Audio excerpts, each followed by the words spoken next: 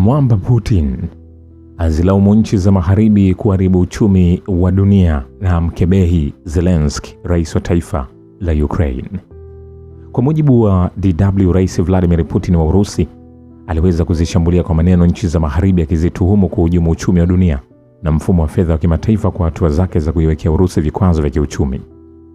Akihutubia kongamano la kimataifa la uchumi lililofanyika kwenye mji wa kaskazini magharibi mwa Urusi wa St. Petersburg, Putin amesema mataifa ya magharibi yamepoteza yenyewe imani kwa ulimwengu kwa kuchukua hatua za upande mmoja, ikiwemo uamuzi wake wa kuzuia mali za Urusi. Amesema kiwango kikubwa cha madeni kwenye mataifa hayo nacho kimechangia kuanguka kwa imani ya nchi nyingine duniani kwa taasisi na hata sarafu za nchi za magharibi. Putin pia ametumia hotuba yake kuhusifu mchango wa mataifa yanayoendelea kwenye uchumi wa dunia na kupuuza tathmini inayoonyesha kuwa uchumi wa Urusi unasuasua. Kongamano hilo limefanyika chini ya kiwingu cha wasiwasi wa usalama kufuatia mashambulizi ya droni yaliyofanywa na Ukraine kwenye mji huo siku chache zilizopita. Ikulu ya Kremlin ilisema kwamba licha ya mashambulizi hayo ya Ukraine yaliyofanywa siku ya Jumatano kwenye mji huo wa kaskazini magharibi mwa Urusi, ratiba ya Putin haitobadilika kuelekea kongamano hilo. Jukwaa hilo la mwaka huwaleta pamoja wafanyabiashara na wawekezaji kutoka mataifa mengi duniani kwa majadiliano kuhusu uchumi na kutiliana saini mikataba ya kibiashara. Linafanyika katika wakati uchumi wa Urusi unakabiliwa na hali ya mdororo kutokana na vita vya Ukraine. Taifa hilo limeshuhudia kupanda kwa bei za bidhaa, nyongeza kodi, upungufu wa nafasi za kazi na kufungwa kwa biashara. Wakati hayo yakiendelea, barua ya Volodymyr Zelensky kwa rais wa Urusi Vladimir Putin inaangazia lugha isiyo kidiplomasia na ni mchezo wa mahusiano ya umma tu. Waziri mkuu wa zamani wa Ukraine Nikolai Azarov anasema ni mchezo wa mahusiano ya umma na propaganda. Alisisitiza anatarajia nini akitumia maneno na misemo ambayo haikubaliki katika mazungumzo ya kidiplomasia.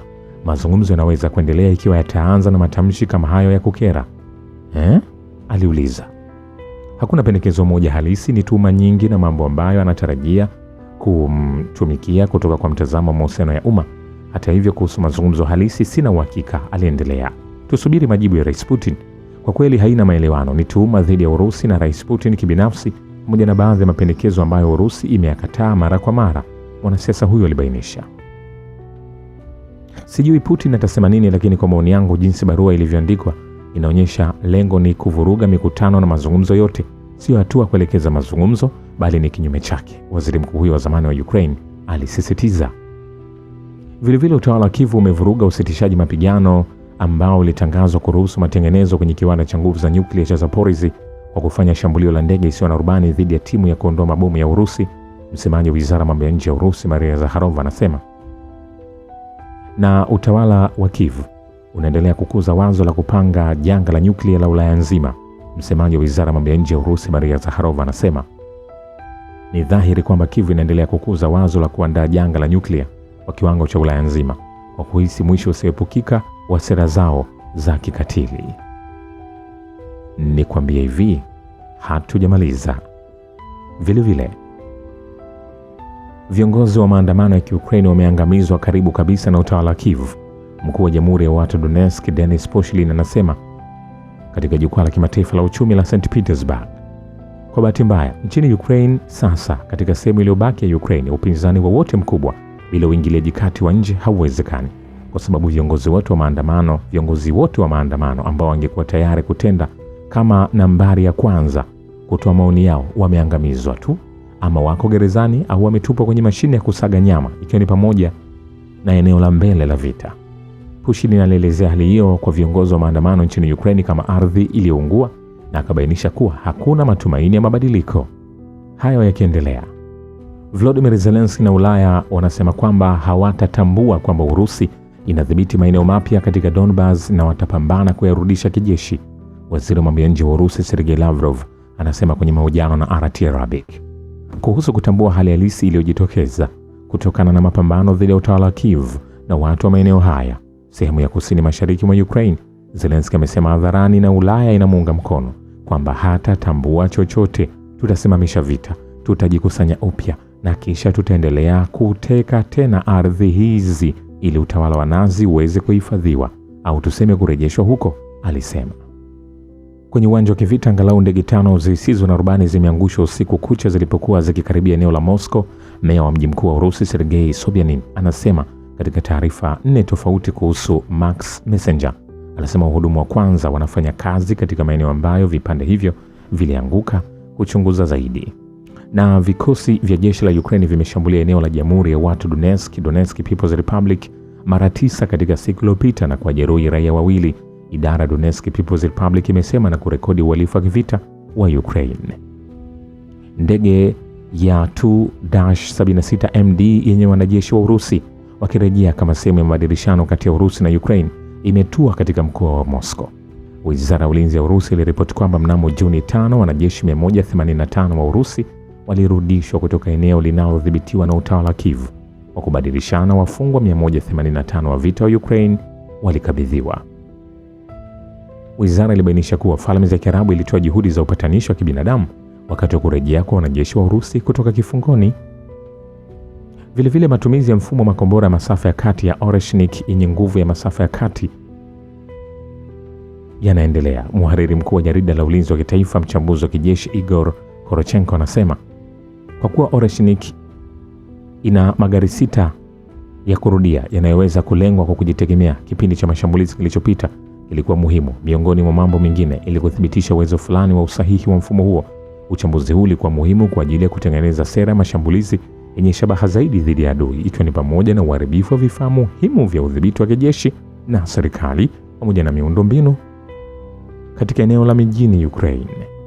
Vilevile wanajeshi wa Urusi wamekomboa maeneo mawili kwenye mkoa wa Zaporizhzhia na Jamhuri ya Watu Donetsk katika wiki ya Mei 30 na Juni 5 katika operesheni maalum ya kijeshi nchini Ukraine.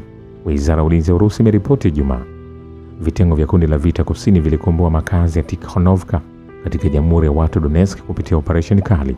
Vitengo vya kundi la vita mashariki vilikomboa makazi ya Komsomolskoye katika mkoa wa Zaporizhzhia kupitia operesheni kali za mashambulizi. Kwa ujumla, mnamo Mei 30 hadi Juni 5 katika kulipiza kisasi mashambulizi ya kigaidi ya Ukraine kwenye vituo vya raia kwenye eneo la Urusi, vikosi vya jeshi la Urusi vilitekeleza mashambulizi kubwa 6 ya pamoja kwa silaha za usahihi zilizorushwa angani, baharini na ardhini na kushambulia vifaa mbalimbali vya Ukraine. Jeshi la Urusi limekomboa takriban kilomita za mraba 210 za eneo katika eneo maalum la operesheni ya kijeshi mwezi Mei. Mtaalamu wa kijeshi Boris Rozehin anasema, namnukuu, vikosi vya kijeshi vya Ukraine vilipoteza udhibiti wa takriban kilomita za mraba 210 za eneo hilo, na hii ni licha ya ukweli kwamba jeshi la Urusi bado halijaanzisha shambulio kubwa ambalo kwa kawaida linatarajiwa wakati wa kiangazi. Amri ya Ukraine inakubali kwamba hali yao ni mbaya, kwani wanatarajia vikosi vya Urusi kuimarisha operation katika maeneo kadhaa muhimu kwa wakati mmoja, ikiwa ni pamoja na Dobropol, Slavyansk, Kramatorsk, Krasny Liman, Kharkov, Sumy, Zaporizhzhia na Dnipropetrovsk. Kulingana na Rozehin, jeshi la Urusi lilifanya maendeleo makubwa karibu na Belitskoye na Konstantinovka mwezi uliopita, ambapo baadhi ya vitengo vya adui vilikamatwa katika eneo la mauaji. Waziri wa mambo ya nje wa Urusi Sergei Lavrov alionyesha imani kwamba kufikia malengo ya operesheni maalum ya kijeshi kungeimarisha kwa kiasi kikubwa nafasi ya Urusi kwenye uwanja wa kimataifa. Mkuu wa diplomasia wa Urusi alibainisha kuwa enzi ya sasa inavuta, sina shaka kwamba itakuwa enzi ya kudumu. Aliongeza, tutafanya kila kitu kutetea maslahi yetu katika nyanja mbalimbali, katika kila hatua maalum, kila siku katika kazi yetu ya vitendo, kuanzia na kifedha, kiuchumi, usafiri, kiteknolojia na bila shaka mbele ya operesheni maalum ya kijeshi, kwa sababu mengi yatategemea hilo, na sina shaka kwamba kufika malengo ya operesheni maalum ya kijeshi kutaimarisha kwa kiasi kikubwa nafasi zetu katika uwanja wa kimataifa. Vilevile kansela wa Ujerumani Friedrich Merz anasema Ulaya ilikuwa tayari kwa mazungumzo na Urusi kuhusu kutatua mgogoro nchini Ukraine. Tuko tayari kwa mazungumzo, aliwaambia waandishi wa habari baada ya mkutano wa kilele wa EU West Balkans huko Montenegro. Kwa maoni yangu, ni kawaida kabisa kwamba wazungu wanapaswa kukaa kwenye meza mazungumzo katika muundo huu. Msaidizi wa Kremlin Yuri Ushakov ameelezea barua ya wazi ya Volodymyr Zelensky kama kurasa chache zisizo na aibu. Kurasa chache zisizo na aibu na adabu zinazoishia na pendekezo ambalo upande wa Urusi umejibu kwa muda mrefu, aliwaambia waandishi wa habari akitoa maoni kuhusu barua ya Zelensky. Ushakov alisisitiza kwamba msimamo wa Urusi bado hujabadilika. Ikiwa Zelensky anataka, anaweza kuja Urusi. Tuko tayari kuzungumza naye huko Moscow, Ushakov alisisitiza. Vilevile mwaliko wa Urusi kwa Volodymyr Zelensky kuja Moscow bado unaendelea. Msemaji wa rais wa Urusi Dmitry Peskov anasema. Alipoulizwa na waandishi wa habari katika jukwaa la 29 la uchumi la kimataifa la St. Petersburg, kifupi ni SPIEF, yani SPIEF, ikiwa mwaliko wa Putin wa mazungumzo ulifutwa baada ya hotuba ya rais wa Urusi kwenye kikao cha jumla cha SPIEF cha 2026, Peskov alisema, hapana, hili sio alilolisema rais. Usijaribu kumtia maneno mdomoni, Peskov alisema. Vilevile kujiunga kwa Ukraine na Umoja wa Ulaya kufikia mwanzoni mwa 2027 hakuwezekani, waziri mkuu wa Croatia Andrej Plenković anasema katika mkutano wa kilele wa EU magharibi mwa Balkan katika jiji la Tivat huko Montenegro. Kuhusu jumuishaji wa Ukraine na Ulaya, tayari nilimwambia Volodymyr Zelensky wakati wa ziara yangu ya hivi karibuni huko Kiev kwamba kulingana na uzoefu wa Croatia, si jambo la kawaida kukamilisha mchakato huu kufikia Januari 1, 2027. Ukweli ambao sasa umekuwa wazi kabisa. Kwa kuwa milango ya NATO bado imefungwa kwa Ukraine, mustakabali wake lazima ufungamane na Ulaya na inahitaji usaidizi katika njia hii. Vilevile utawala wa Kiev umevuruga usitishaji mapigano ambao ulitangazwa kuruhusu matengenezo katika kiwanda cha nguvu za nyuklia cha Zaporizhzhia kwa kufanya mashambulio ya ndege isiyo na rubani dhidi ya timu ya kuondoa mabomu ya Urusi. Msemaji wa Wizara ya Mambo ya Nje ya Urusi Maria Zakharova anasema kwenye taarifa yake. Shukran kwa babe wa kivita. Mimi ni The Rich Voice.